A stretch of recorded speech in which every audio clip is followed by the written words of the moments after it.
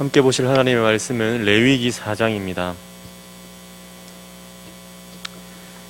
레위기 4장 1절부터 12절까지의 말씀이지만 오늘 이 시간은 4장 1절과 2절 이렇게 두 절만 함께 합독하도록 하겠습니다. 구약 성경 149페이지 있습니다. 레위기 4장 1절과 2절 이 두 절만 우리 한 목소리로 합독하도록 하겠습니다. 함께 읽도록 하겠습니다. 여호와께서 모세에게 말씀하여 이르시되 이스라엘 자손에게 말하여 이르라. 누구든지 여호와의 계명 중 하나라도 그릇 범하였으되. 아멘. 하나님 아버지 감사합니다. 이 시간도 주님 앞에 섰습니다. 말씀으로 은혜 베풀어 주시고 주의 얼굴만을 구하는 믿음의 한 시간 될 수 있도록 하나님 인도하여 주시옵소서. 이 예배 가운데 주께서 함께 하실 줄로 믿고 감사드리며 살아계신 예수님의 이름으로 기도합니다. 아멘. 우리 가정에서는 우리 사랑하는 가족들과 인사하시고 우리 현장에서는 앞뒤 좌우로 이렇게 한번 인사하겠습니다. 목사님께서 말씀하셨던 대로 우리 표대를 향하여 달려갑시다. 우리 두 번씩 앞뒤 좌우로 인사하겠습니다. 시작. 표대를 향하여 달려갑시다. 표대를 향하여 달려갑시다. 네, 감사합니다. 한 번도 가보지 않은 길을 운전해서 갈 때에 우리가 의지해서 가는 것이 있습니다. 그것이 무엇입니까? 우리는 내비게이션의 도움을 받아서 한 번도 가보지 못한 길을 잘 찾아갑니다. 내비게이션이라는 이 아이가 얼마나 신통방통한지 처음 가보는 길도 단번에 척척 얼마나 잘 알려주는지 모릅니다. 여러분, 그렇다면 과거에는 어떻게 우리가 처음 가는 길들을 우리가 찾아갔겠습니까? 예전에는 저는 어려서 잘 모르지만 예전에 제가 보니까 전국 도로 지도책이라는 것이 대부분의 자가용에 실려 있었다고 제가 듣게 됩니다. 아마 우리 성도님들께서 잘 아시리라 생각되는데요. 과거에는 이 책만 있으면 처음 가보는 길도 무던하게 찾아갈 수 있었다고 합니다. 제가 한번 실제로 보지는 못하고 이게 인터넷 검색을 해서 찾아봤더니 찾아보는 방법이 꽤나 복잡하고 어렵게 되어 있더라고요.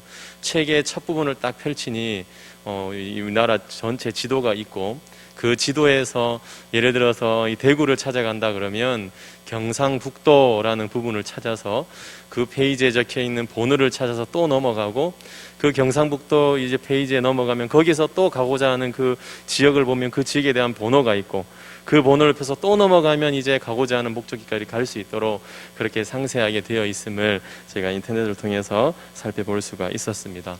그 책을 봤더니 당시에는 매우 유용해서 아마도 대부분의 차량에 한 권씩은 다 실려 있지 않았겠나 그렇게 생각을 해보게 됩니다.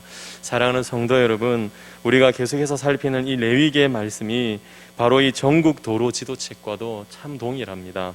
하나님과의 관계를 잘 설명해주고 있기 때문에 레위기의 말씀을 그 중에서도 우리가 이 5대 제사를 잘 살펴보게 되면 그 속에 심겨져 있는 하나님의 말씀, 하나님의 마음, 우리를 향한 하나님의 그 마음을 우리가 자세하게 살펴볼 수가 있습니다. 제가 여러 번 말씀을 드리지만 레위기의 말씀들, 특별히 5대 제사의 경우 때로는 어렵습니다. 굉장히 지루하고 무슨 말인지 잘 모를 때가 많이 있습니다. 그러나 하나님과 인간 사이의 관계를 잘 설명해 주고 있는 책이 여러분 바로 이 레위기의 말씀입니다. 따라서 우리가 레위기를 잘 이해하는 것은 너무나도 중요하고 또 중요합니다. 레위기는 우리가 하나님께로 가는 길을 제시하고 있고 은혜 받는 길을 제시하여 주며 또한 그 가운데에 그 핵심에 예수 그리스도의 십자가가 있음을 우리에게 알려주면서 하나님의 그 은혜와 사랑을 우리가 깨달을 수 있도록 그렇게 자세하게 설명해 주고 있습니다. 그렇다면 성도 여러분, 우리가 계속해서 살피고 있는 이 레위기의 5대 제사는요, 크게 두 종류로 나눌 수 있습니다. 두 종류로. 5가지의 제사인데 두 종류로 나눌 수 있습니다. 바로 일반 제사와 특수 제사로 이렇게 두 종류로 나눌 수 있습니다. 지금까지 우리 모두가 함께 나누었던 제사, 어떤 제사들이 있었습니까? 번제가 있었고 소제가 있고 화목제가 있었습니다. 자, 이렇게 세 가지 번제, 소제, 화목제는 여러분 일반 제사에 해당이 됩니다. 그리고 이제 뒤에 이어서 나오는 그리고 오늘부터 우리가 살펴보게 되는 이 속죄제와 속건제는 여러분 특수제사에 해당이 됩니다. 여러분, 그러니까 오늘부터 다루며 보게 되는 속죄제와 속건제는 앞에 세 가지 제사와는 그 성격이 확연하게 차이가 있고 무언과 공기의 흐름이 달라지는 것을 우리가 느낄 수가 있습니다. 그렇기 때문에 속죄제와 속건제는 여러분, 제가 2번 혹은 3번에 걸쳐서 이렇게 나누어서 살펴보려고 합니다. 무언가 큰 깨달음이 있어서가 아니고 아직은 제가 많이 연약하고 부족하기 때문에 그 의미를 다 전달하기가 힘들기도 하고 그 양이 좀 많아서 좀 이렇게 나누어서 설명을 하고 함께 나누기를 원합니다. 자, 그렇다면 먼저 우리 1절 말씀을 보시면 우리가 함께 읽었지요. 여호와께서 모세에게 말씀하여 이르시되 라고 그렇게 말씀하고 있습니다. 자, 성도 여러분, 혹시라도요 이 레위기를 읽어 가시다가 제가 방금 읽었던 이 4장 1절의 이 말씀이 요런 문구가 딱 등장한다고 한다면, 여호와께서 모세에게 말씀하여 이르시되라는 표현을 여러분이 읽게 되신다면 이렇게 생각하시면 되겠습니다. 아, 그렇구나, 지금부터 주제에 큰 변화가 생기겠구나 라고 생각하시면서 그렇게 레위기를 읽어 가시면 참 좋겠습니다. 자, 그렇다면 먼저 일반 제사와 특수 제사에는 어떤 차이가 있는지를 이 시간 좀 살펴보면 좋겠습니다. 여러분, 일반 제사라고 하는 것은 강제성을 띤 그런 제사가 아닙니다. 그러니까 번제와 소제, 화목제는 강제적으로 반드시 드려야만 하는 그런 제사가 아니라는 말입니다. 그리고 반대로 특수 제사인 속죄제와 속건제는 해당 제사를 드릴 수밖에 없는 사안이 발생했을 때에 어떻게 해야 되겠습니까? 반드시 드려야만 하는 그 강제성을 띤 제사였다고 하는 겁니다. 자, 그렇다면 여기서 문제를 제가 한 가지 드리겠습니다. 일반 제사와 특수 제사 중에서 당시에 어떤 제사가 가장 많이 드려졌겠습니까? 여러분, 어떤 제사가 가장 많이 드려졌겠습니까? 일반 제사인 번제, 소제, 화목제이겠습니까? 아니면 특수 제사에 해당하는 속죄제와 속건제이겠습니까? 어떤 제사를 가장 많이 드렸겠습니까? 여러분, 안타깝게도 너무나 당연하게도 특수 제사가 가장 당시에 많이 드려졌습니다. 특별히 오늘 말씀의 속죄제는 레위기의 5대 제사 중에서도 가장 많이 드려졌던 그런 제사입니다. 번제, 소제, 화목제, 속죄제, 속건제 이 5가지의 제사 중에서 앞에 일반 제사인 번제, 소제, 화목제를 더 많이 드려지는 것이 아니고 죄를 지어서 문제가 생겨서 강제성을 띤 제사였던 속죄제와 속건제 이 2가지 제사 가운데 속죄제를 가장 많이 드렸다고 하는 겁니다. 강제성을 띤 이 제사를 가장 많이 드렸다라고 하는 사실입니다. 성도 여러분, 어떠십니까? 가슴이 아프지 않습니까? 하나님을 그냥 찾아가서 우리가 스스로 우리 2발로 찾아가서 하나님을 만나고 예배했으면 참 좋겠지만 그렇지 않았다는 겁니다. 반드시 드리지 않아도 되는 일반 제사가 아니라 무언가 우리가 실수를 하고 잘못을 해서 반드시 드려야 하는 특수 제사를 더 많이 드렸다는 이 사실이 저는 말씀을 준비하는 가운데 너무 마음이 아프고 힘이 들었습니다. 당시에 이스라엘 백성들은 물론이거니와 오늘을 살아가는 우리 역시도 이 부분에서 자유로울 수가 없음을 저는 보게 되었습니다. 언제나 늘 하나님께 사랑을 표현하고 우리가 감사를 표현하고 그분께 찬양하고 하나님께 안겨 하나님의 따스함을 느끼고 시선을 하나님께 고정하면서 하나님의 시선을 느끼고 살면 너무나도 좋았겠습니다. 그렇게만 살면 딱 100점짜리 인생인 것 같습니다. 하루하루 하나님만 바라보며 이 땅을 천국으로 살았다고 한다면 딱 100점짜리 인생이 되지 싶습니다. 그러나 우리의 인생이, 우리의 삶의 걸음이 그렇지 않았다라고 하는 사실입니다. 우리의 삶과 모습은 언제나 주님이 아니었습니다. 다른 것들을 더 많이 찾고 그 속에서 우리가 무너짐을 경험하기도 하고 죄를 경험하기도 하고 죄에 빠져 살게 되면서 반드시 드릴 수밖에 없는 제사를 올려드려야 하는 그런 상황이 되어야지만 하나님을 찾는 모습이 우리에게 많이 있었다고 하는 사실입니다. 안타깝게도 일반 제사보다 특수 제사를 하나님 앞에 더 많이 드리는 우리의 모습이 있다고 하는 사실입니다. 여러분, 이혜인 수녀님이라는 분이 암으로 투병하실 때에 썼던 시가 있습니다. 제목이 병원 가는 길입니다. 병원에 가는 길은 누가 옆에 있어도 누가 옆에 없어도 마음이 무겁고 불안하고 걱정이 된다. 의사를 만나면 무슨 말을 할까? 그는 나에게 어떤 판단을 내릴까? 평소에 못한 기도를 다 몰아서 하며 목적도 없는 간절한 말을 내내 되풀이한다. 이렇게 시를 썼습니다. 여러분, 제가 알기로 이혜인 수녀님은 평소에 기도를 많이 하시는 분으로 그렇게 알고 있습니다. 그럼에도 불구하고 여러분, 시의 내용을 볼 때 어떻습니까? 병원을 갈 때가 되면 불안합니다. 걱정이 되고 하나님께 평소 못한 기도를 다 몰아서 하면서 그렇게 하나님의 얼굴을 구하는 겁니다. 여러분, 이런 모습은 다들 마찬가지 아니겠습니까? 우리의 연약하고 우리의 부족이고 우리의 연약함이 여기에 묻어나고 있지 않습니까? 우리도 이렇지 않겠습니까? 사랑하는 성도 여러분, 우리는 하늘 아버지께서 우리를 사랑하신 것에 비해서 너무 하나님을 사랑하지 못하면서 그렇게 살아가는 것은 아닌가? 여러분, 저는 그렇게 느껴집니다. 하나님께서는 세상을 사랑하시고 우리를, 나를 이처럼 사랑하셔서 독생자를 주시기까지 사랑하시고 우리에 대한 하나님의 사랑을 확증해 주셨습니다.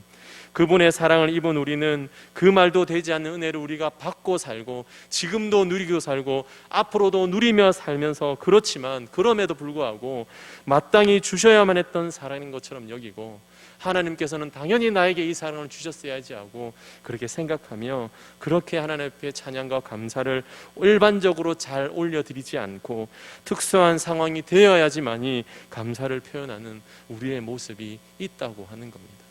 아무 일 없을 때, 그저 우리의 삶이 평안하고 감사가 이루어질 때 그때 하나님을 날마다 찾는 것이 아니고 우리의 삶에 문제가 생기고 병원을 가는 그 걸음 앞에서 여러 가지 상황과 힘들 앞에 섰을 때에 하나님을 더 많이 찾는 모습을 우리가 보게 되더라는 겁니다. 이스라엘 백성이 일반 제사보다 특수 제사인 속죄제를 가장 많이 드렸다는 사실에서 여러분, 저는 저의 모습을 보았고 우리 모두의 모습을 봅니다. 우리가 일반 제사의 요소들을 보면서 우리가 먼저 보지 않았습니까? 하나님께서 비싼 제사라고 하더라도 얼마든지 피할 길을 내어주셔서 예배하도록 하신 하나님의 그 마음을 우리가 보지 않았습니까? 비싼 소 하나님께 드리면서 혹시 그러지 못하는 사람이 있을까봐 비둘기 하나님 앞에 드리면서 예배할 수 있도록 그렇게 길을 여신 하나님의 마음 우리가 보지 않았습니까?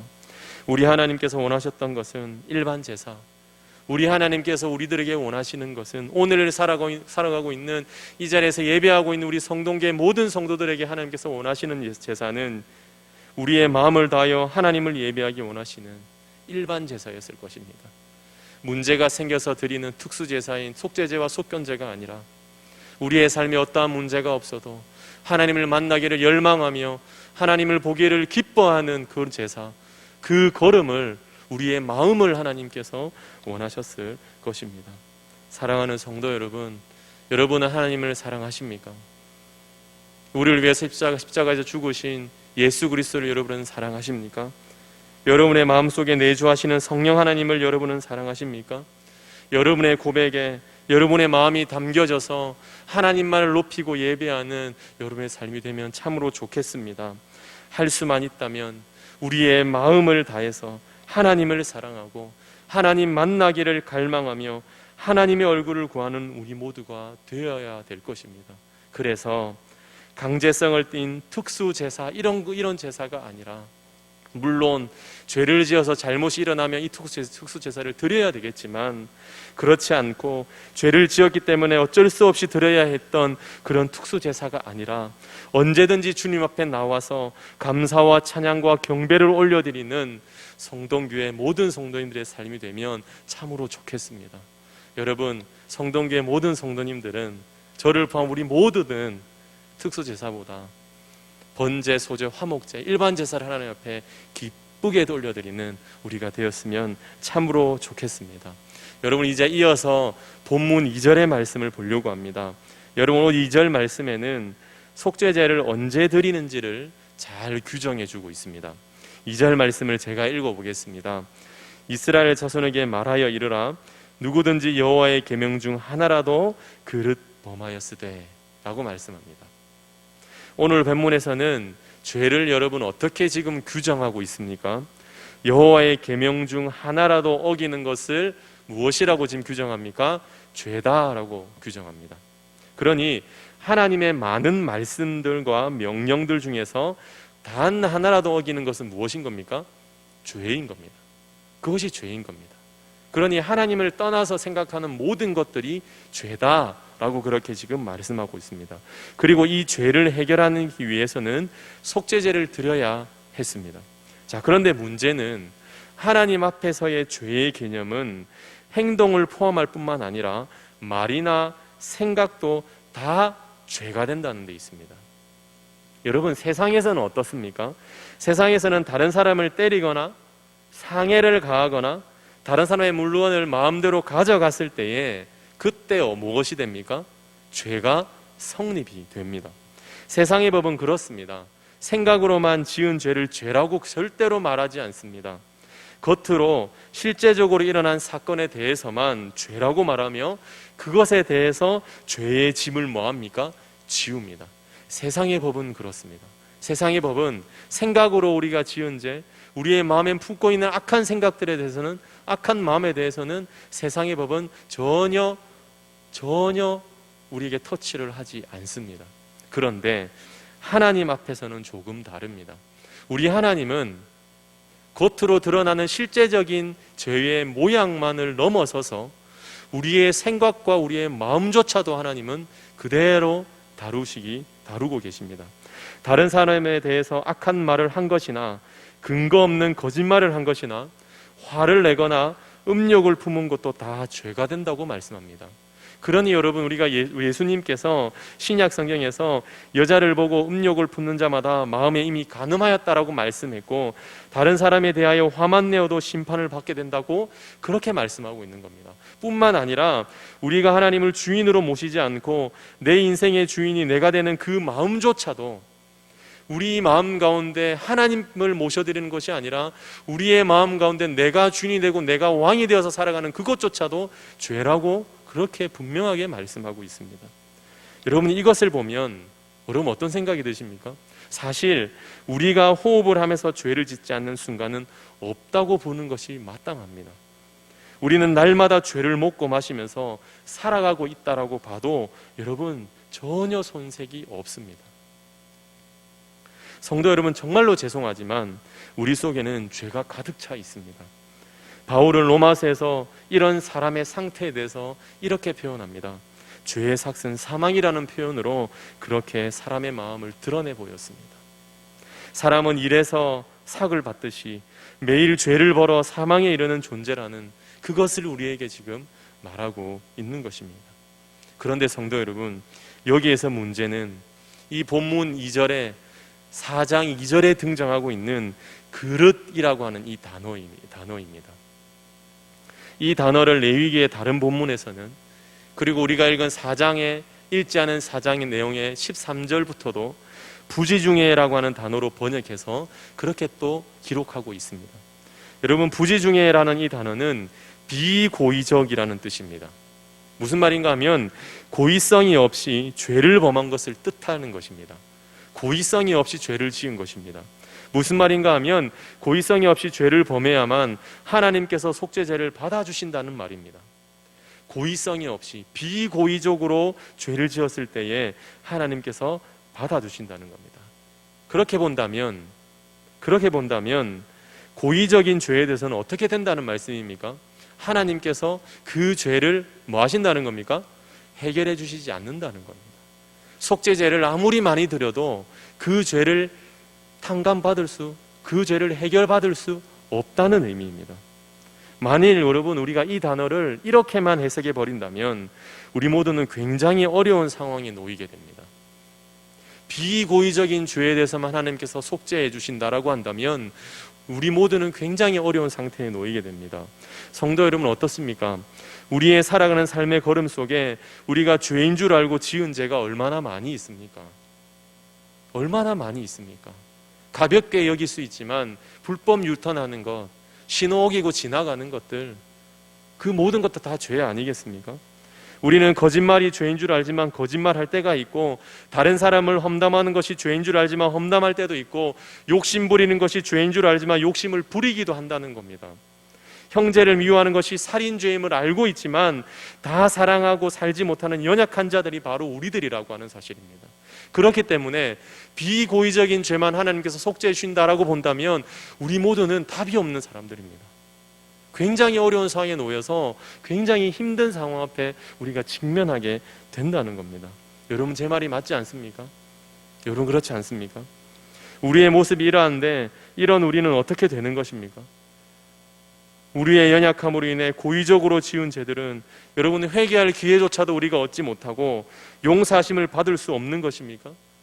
정말로 그렇게 봐야 됩니까? 아닐 겁니다. 만약에 그렇게만 본다 한다면 제가 지금 이 부분을 설명을 이렇게 길게 끌고 가고 있지 않을 겁니다. 그리고 이 부분을 오늘 설교의 중심으로 잡지 않았을 거겠지요. 여러분, 성경에서 비고의적이라는 단어의 반대어로 사용되는 단어가 있는데 고의적이라는 단어입니다. 고의적. 비고의적이라는 단어의 반대 고의적입니다. 여러분, 이 고의적이라는 단어는 의기양양하게라는 단어로 다시 번역을 할 수 있습니다. 의기양양하게. 여러분, 이 단어는 언제 우리가 쉽게 쓸 수 있겠습니까? 승리한 군대에 사용을 쉽게 할 수 있지 않겠습니까? 어떠한 전쟁에서 승리를 하고 그 승리한 장군과 그 병사들이 다시금 고국으로 돌아갈 때에 얼마나 어깨를 쫙 펴고 의기양양하게 나는 승리하고 돌아왔어, 그런 마음으로 고국으로 돌아가지 않겠습니까? 그때 어깨를 쫙 펴고 있는 군사들, 의기양양한 모습 아니겠습니까?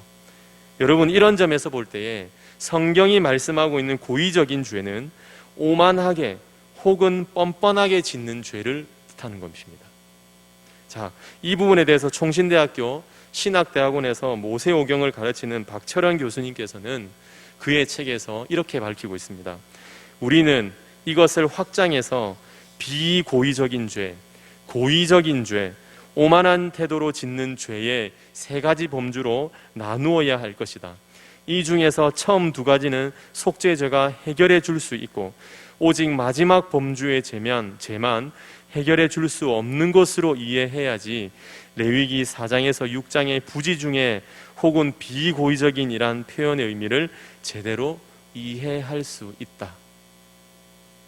다시 말하면 속죄죄는 비고의적으로 지은 죄뿐만 아니라 우리 인간의 연약함으로 고의로 지은 죄도 속죄할 수 있는 죄라는 겁니다. 그러나 오만하게 짓는 죄는 해결할 수 없다는 겁니다. 이 박철원 교수가 언급하고 있는 세 가지 범주 중에 처음과 두 번째는 속죄죄가 해결해 줄 수 있다는 말입니다. 여러분, 이 말 듣고 보면 우리의 마음이 어떻습니까? 조금 안심되고 노임을 받게 될 것입니다.